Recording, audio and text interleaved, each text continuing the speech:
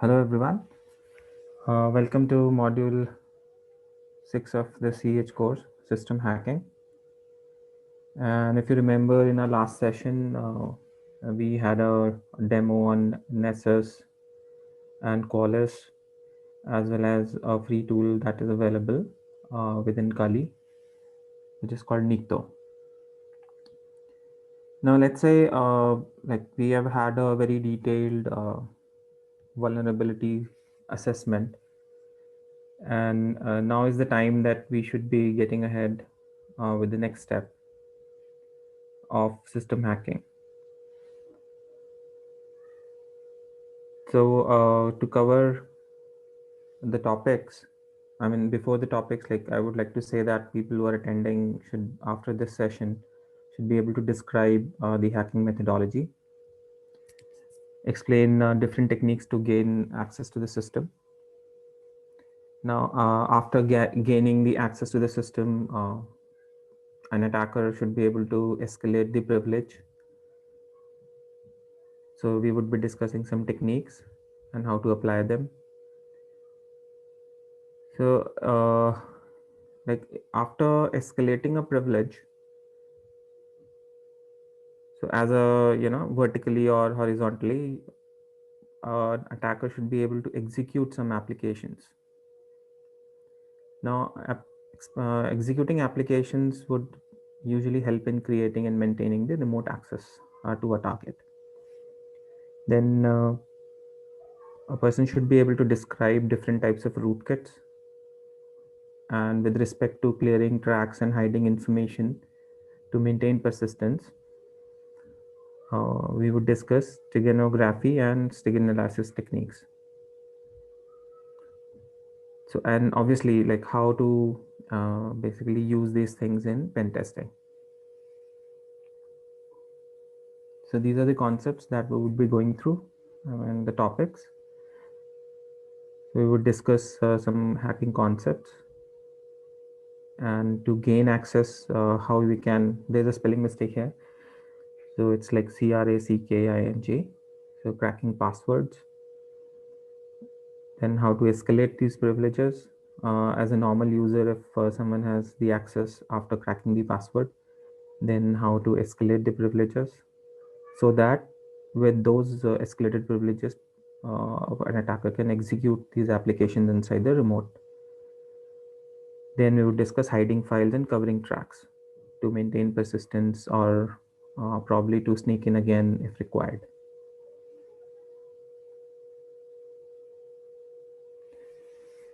So under the methodology, there are basically three things. You can broadly classify them into three tasks.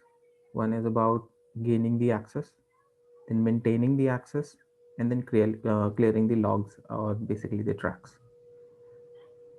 So as part of gaining access, you do password guessing, you try to brute force, and you employ methodologies like social engineering to basically find out the passwords. Then as second part, in under maintaining access, you try to steal some information, or you hide some information, or you try to tamper with that information. And under clearing logs, why would you like to clear or hide information? So that you can actually make perfect ground for future access, and you most of the time want to appear legitimate while you are there inside, or while you are accessing the remote system. And before, I would say, like maintaining access, in order to steal, hide, and tamper information, you would always need the help of some of the other applications, such as exploits and payloads, that you can execute with the help of escalated privileges.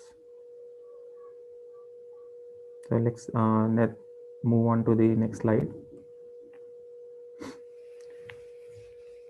So what are basically, what is cracking a password means? Like usually you would see that in legitimate scenarios, when somebody has lost the access to a particular machine or a device, Legitimate users try to recover those passwords. Okay, and there are various methods of doing it, and there are various tools also.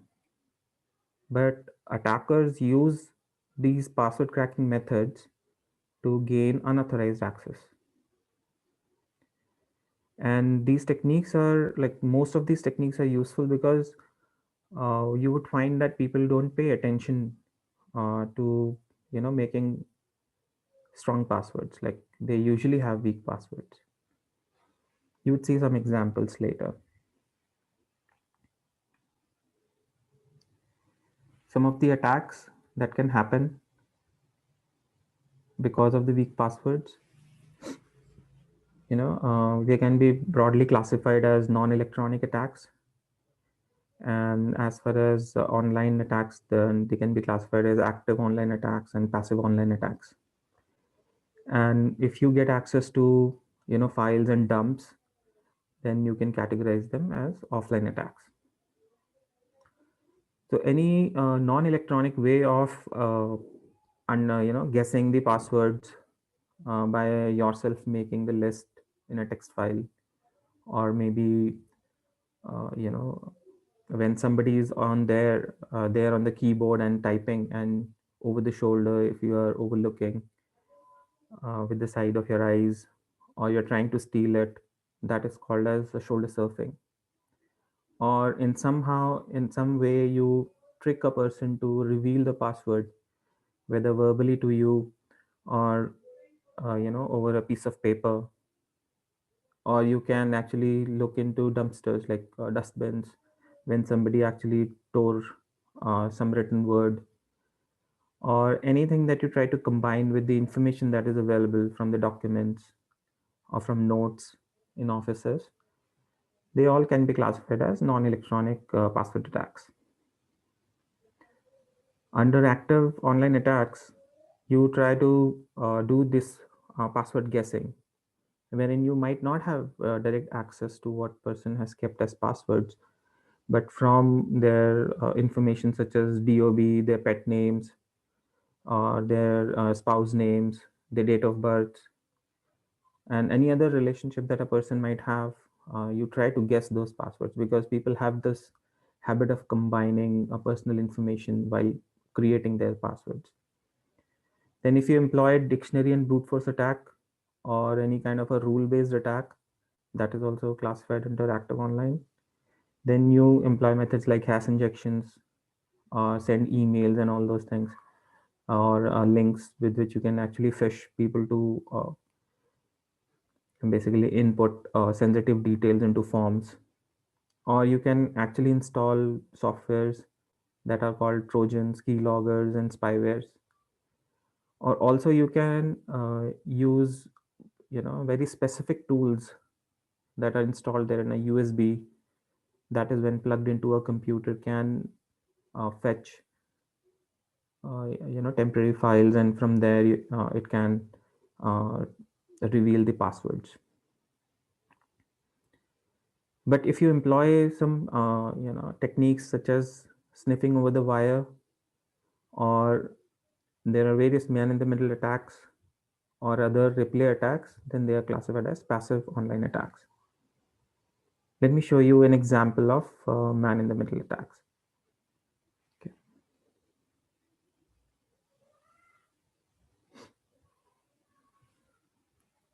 So how actually does it work?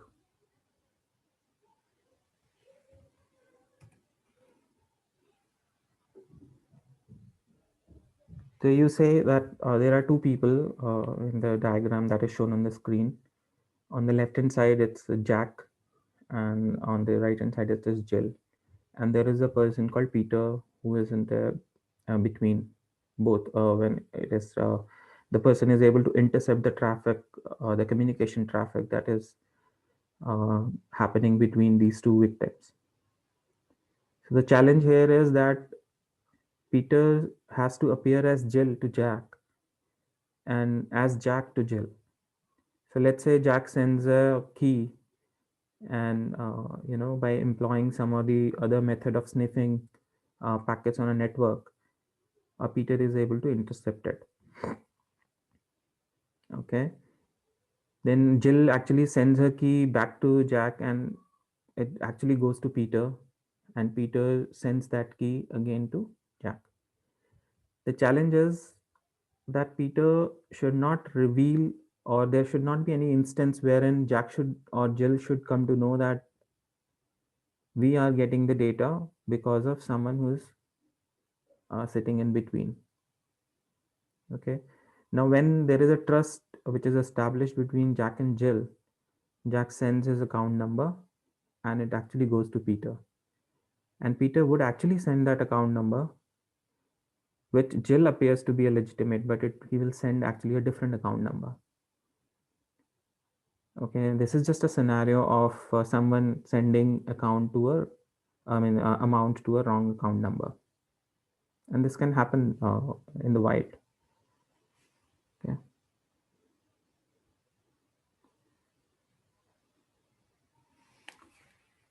Now, in replay attacks, say you as someone who's sitting in between, or maybe you have you have hijacked someone's web session. About HTTP, you might be aware that it is a stateless protocol. I mean, between one request to another request, there is no information other than some kind of an additional session keys or something that can be sent to a victim or a person, which would actually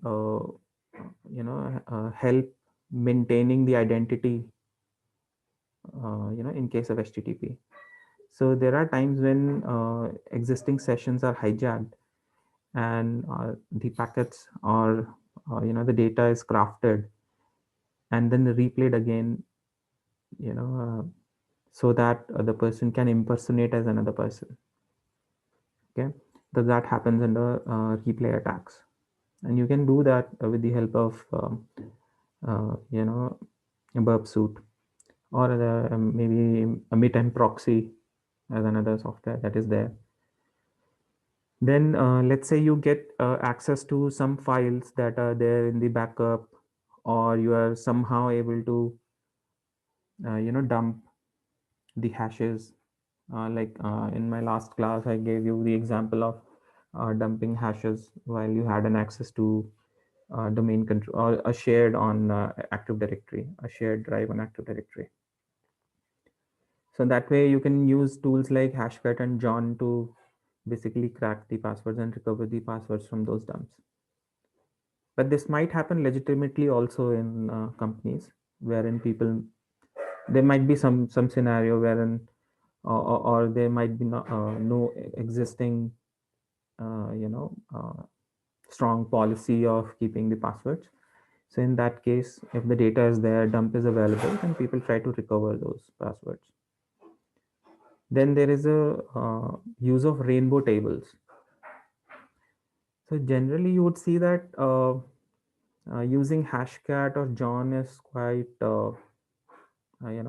expensive, because it takes a lot of time and computing power. So in that case, what happens is that people make use of rainbow tables. So what is actually a rainbow table? You know, let me show you one screenshot, and so that you can understand it.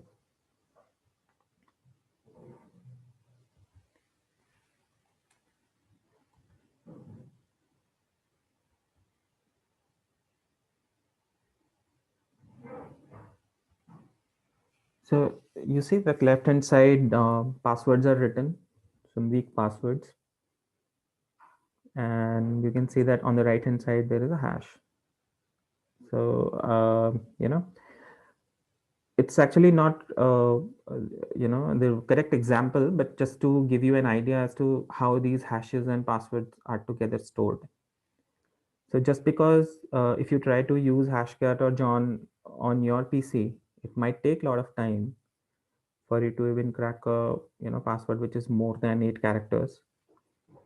You can make use of these hash tables, wherein predetermined hashes against the passwords are already stored, and this helps in saving a lot of time. So just last day I was doing an exercise, a challenge online, wherein I wanted to, you know, crack a bcrypt password. And I don't know, I think it is still in progress, because just few minutes back,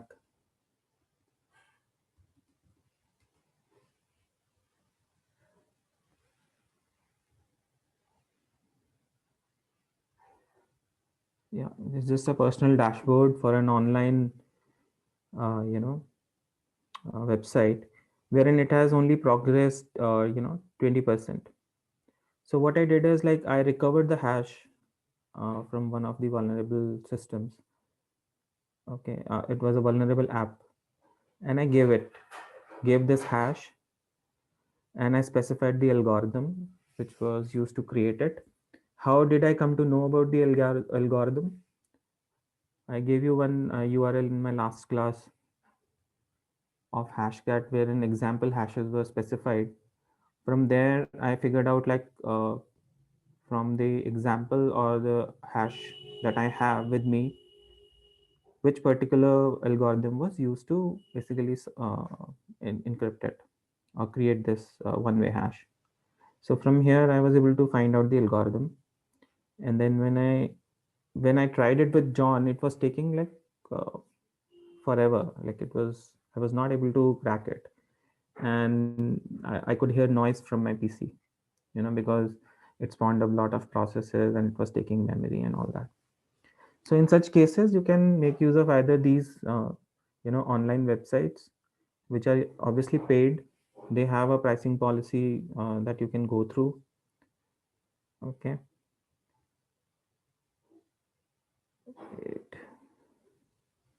Please go through that pricing policy in your free time. Okay. And basically, if access to a password is given, and some computing cost has come to these people, so they try to charge for it. So that's like a small bit about rainbow tables.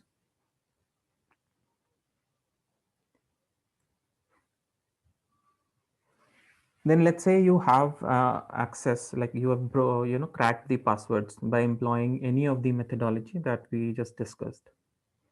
Now the next step in system hacking is to escalate your privileges.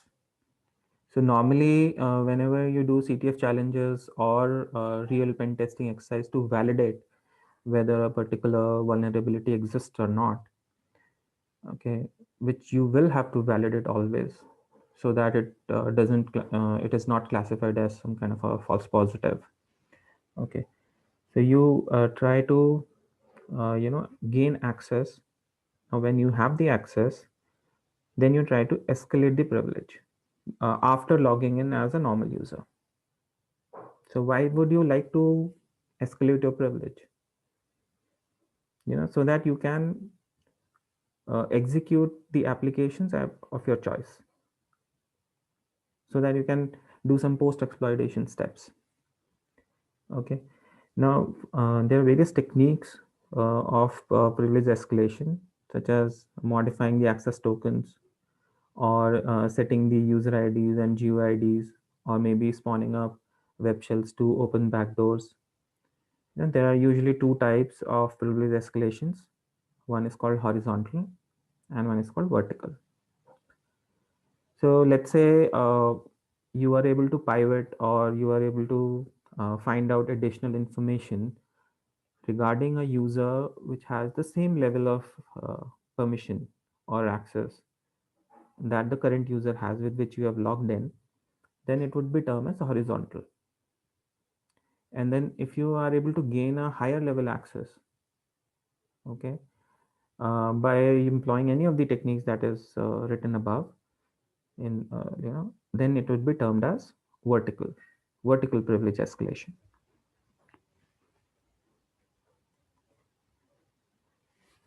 Yeah, then let's say this is one important term, DINLib and DLL hijacking, that can also be done to escalate privileges. So you would normally see that applications make use of some libraries, which are usually the part of operating systems. They have the capability to hook up into system calls, and uh, gain higher level of access, because it requires for these DLL or libraries to have higher level access. But in between, if you replace a legitimate DLL with a malicious one, then it can result into giving a remote access to an attacker on a system. So similar term is like DINLib hijacking. Any operating system usually searches for these kind of libraries, because software programs that are written or applications that are written are actually dependent on these. While programming also, you might have seen that if you're programming in C, then you would include some files or header files before actually compiling them, or probably you would actually provide a path to for your code to link with some kind of a library while getting compiled. Okay, so that is DLL hijacking. So some of the countermeasures that can be applied against privilege escalations are: you can restrict interactive logons, you can use encryption techniques to protect sensitive data, you can employ multi-factor authentication, then you can keep track of services that are running under unprivileged accounts, and you can regularly update kernel and web servers. Then if there are some binaries, you make sure that they are actually running under those directories that are write protected, and never ever use like default admin accounts. So these are only countermeasures, but still they can be bypassed. Okay, but from your end, you can employ these countermeasures so that privilege escalations can be avoided. Now, let's say you are able to escalate the privilege. You've become, the admin of a particular machine by employing the techniques, any of the techniques. Then what you would do with these admin rights? So you can execute malicious applications by probably setting up a tunnel and sending a upload, payload, or any other utility which can help you in probably make use of the computing power on the remote machine, and you can employ it for password cracking. You can snoop and spy on the system by capturing the screenshots, or maybe if it is of some kind of a higher value and your continued existence on that machine, then you can install other programs, such as backdoors, keyloggers, and spyware. Some of the tools, okay, remote exec, pdq deploy, ps exec. We took example of ps exec last time. So what are keyloggers? Like I would say, like they are the ones, which can give you a lot of information about the user activities on a particular machine. So software that records the keystrokes on a keyboard are actually called keyloggers. So what generally happens is that anything that is captured with the keystrokes is kept in a text file. Okay, and there are some legitimate variants also, and people are legally using in their offices to keep track of activities of employees also. So you would find that they are actually of two types: hardware and software. If any keylogger is actually at the level of PC or a BIOS, or maybe keyboard, or any PS2 USB port, or maybe cam, Bluetooth or a Wi-Fi, then that kind of a keylogger is under the category of hardware. And then if a keylogger is actually part of an application or a part of a rootkit or a device driver, which can be hidden at the level of the kernel space, the highest privilege that can actually be available on a system, or at a level of a hypervisor, like the VMs that you run on the platform on which you run your VM, or at the level of a browser. So these kind of keyloggers are categorized under software keyloggers. So I think I should have an example also.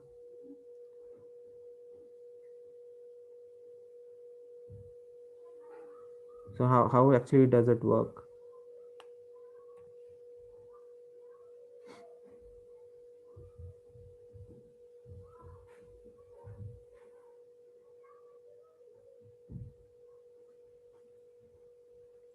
Okay.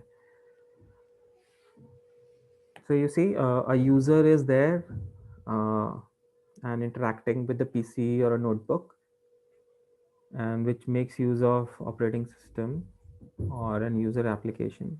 And keylogger captures the data from operating system, and with the help of the internet, it actually sends those results to a hacker. Okay. So it's mostly post exploitation step, like you have the access as an admin over the PC, and then you somehow install a keylogger to exfiltrate some information about the user activities.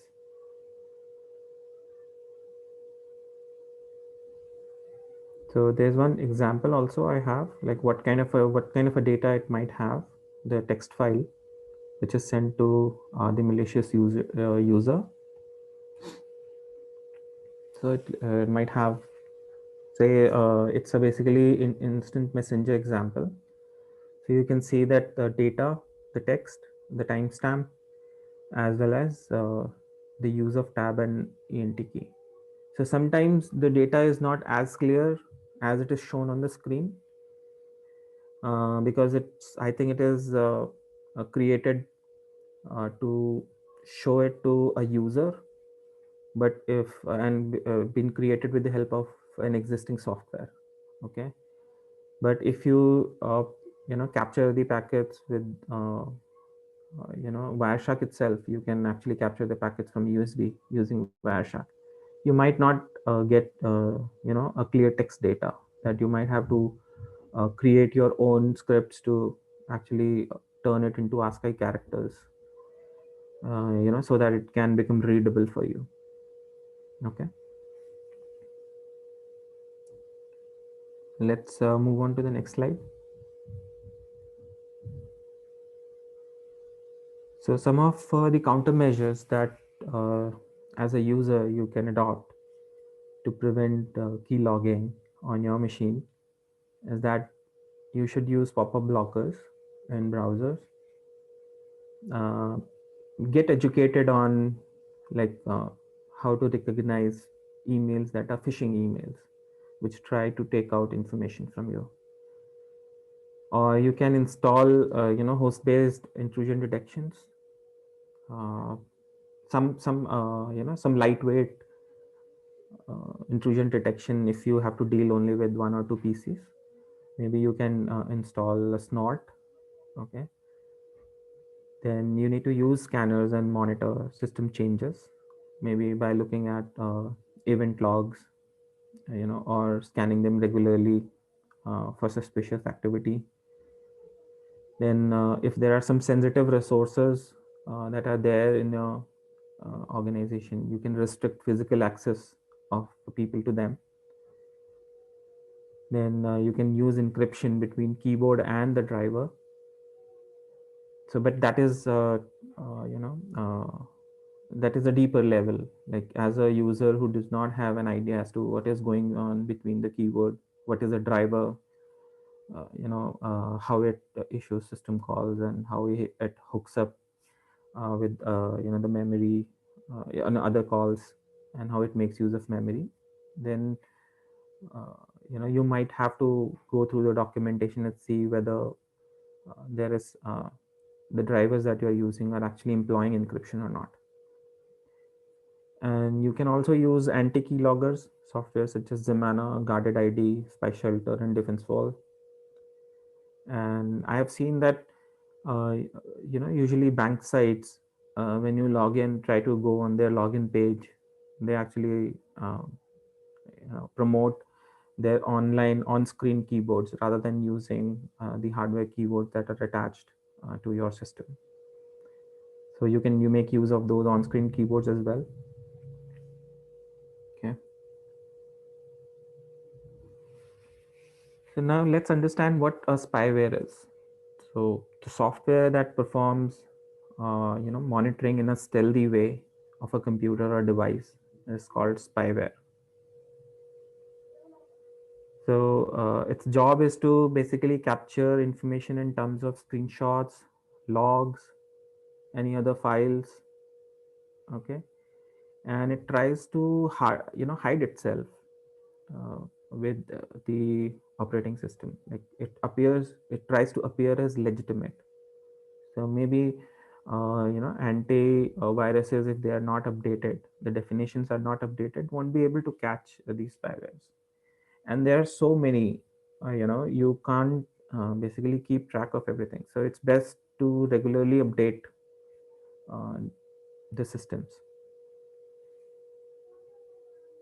So some of, like, based on the medium with which they can be proliferated and can be distributed, you would see that there are desktop spywares, there are email spywares, there are internet spywares, and like USB, audio, video, print, telephone, and even GPS.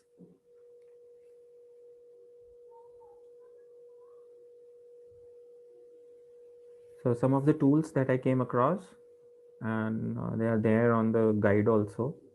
SpyTech Agent, Power Spy, Active Track, Activity Monitor. So, some of the audio variants, some of the movie variants. Okay. Then the ones that can be used for phones, like Phone Spy, One Spy. So they all have like one or the similar characteristic that I specified. You know, so their main goal is to extract information and stealthily deliver it to the end, the delivery point, okay, or to the malicious user. Some of the countermeasures that you can employ to avoid being a victim of spyware. So it's always best to not use a computer which is not under your control. Okay. Then you can adjust the browser security levels. Okay. I have found that usually people need to uh, this kind of an information wherein you have to adjust the browser security levels on your own actually can sometimes make your browsers vulnerable. So see whether, like, if as part of your organization, if there are some policies which can automatically adjust these security levels, then it is good. Then while you're reading the emails, you need to be very very cautious that you don't click on a legitimate link which can actually take you to a website and which can result in some downloading some kind of a lightweight utility or something that can be a spyware. So, and with the help of enhancing the security level of the firewall, you can countermeasure these. You have to generally would see that spywares or the codes that are written for them are very very specific, and so it's best to always update the software regularly. And even if you are a victim of a spyware, then with the next probably update of the software which has been infected would probably not remain infected if you update regularly. Then you should have the habit of checking the task manager reports regularly, update the virus definitions, and you can also install anti-spyware tools, and you can adopt safe web surfing. So we usually have the habit of clicking on the links and going on the links without actually bothering as to nothing can happen. Okay, everything is safe. So, but try to educate yourself on that. Okay, then you can update the OS regularly. Then if there are some untrusted sources, something that is quite new and unknown and recently popped up, then you should not download images, audio files, video files from there. Again, avoid pop-ups.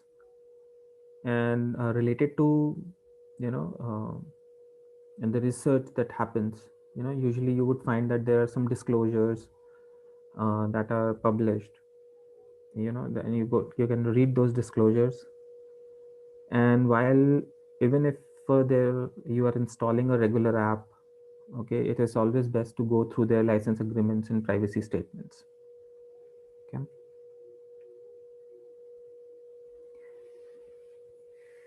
Now let's discuss methodologies which can help in hiding some information, or an attacker's information.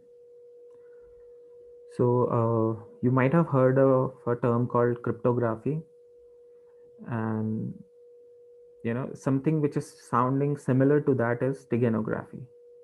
So it's like maintaining communication with the other person, or the other end to with the other end. You actually appear real, and in front of everyone, you can still apply covert methods to put your message across. So that science, you can say, or that art, you can say, is called steganography. So say, because how messages are interpreted at both the ends, that method is only known to parties who are actually communicating with each other. And it's very challenging for anti steganography methods uh, to be employed on such things. So you can actually hide sensitive information in files. Again, these audio, video, various files, you can embed some information of one file into another file. Okay. Why would you like to do that? Because it can be for the purpose of government, police, or maybe you want to basically are testing as part of pen test teams, that whether people can actually detect and respond uh, such kind of an activity or not. So these are some legitimate examples wherein you can apply. But as an attacker, if you wear the hat of an attacker, then you would probably like to share information such as list of servers, source codes, for future attacks. Okay. So in that case, you can apply steganography. I think I have one small example of text. That what does it actually mean?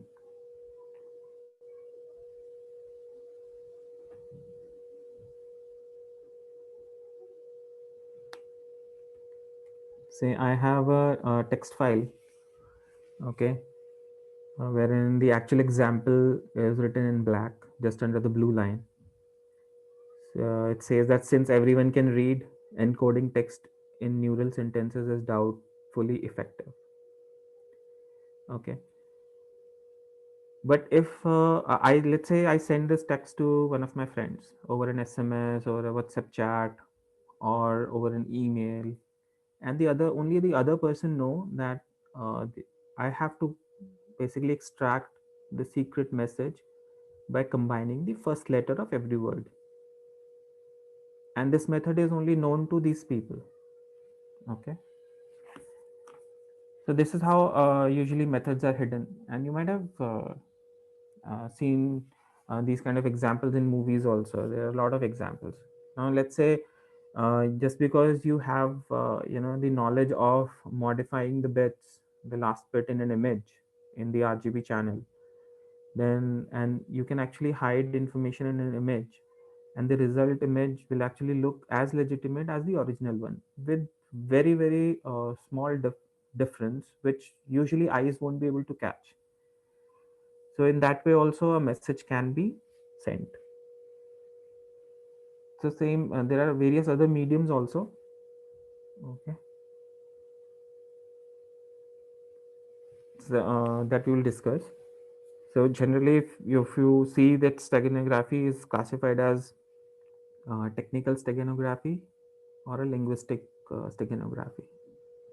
The example that we just had a look at is some kind of a textual sonogram. Okay, and this can happen by way of creating your own jargons, your own language kind of a thing, while having a communication with people who can only understand your language. Okay, so if you make use of chemical methods such as using an invisible ink, or you make use of microdots, say you can actually convert the whole full size document into small dots and you can embed them into another document. Or if you use computer based methods to do substitution, or you employ distortion techniques, then they all can be classified under technical steganography. And if you use some linguistic measures, maybe combining jargons, codes, or maybe writing your own covered ciphers, employ images or text, you know, then they can be classified under linguistic steganography. Based on the medium, you would see that you can actually play around with images, documents, folders, videos, audios, even the white space that would appear as if nothing is there. Maybe a text editor won't be able to read a particular character, so it will show only a white space. So you can make use of those unicodes to actually hide information under white space as well. You can use web as a medium. You can use a technique of sending an email in such a way that it is classified as spam, so that people usually don't have the habit of reading spam, so they usually clear it. Okay, so anything which employs like DVD ROM or natural text, you can hide information in OS, and even the source code you can write into comments. So all of these are also the types, because of the medium in which you are communicating the information to the other end.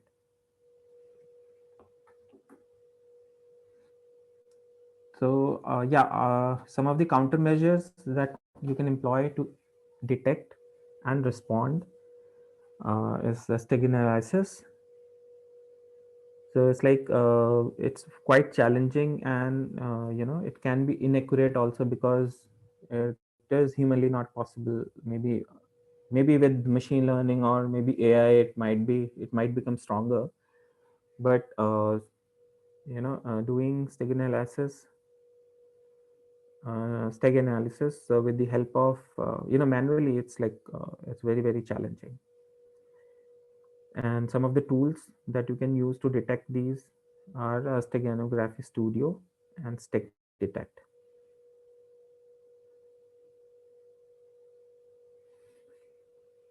Okay, so that was one method of actually hiding information, like in front of everyone.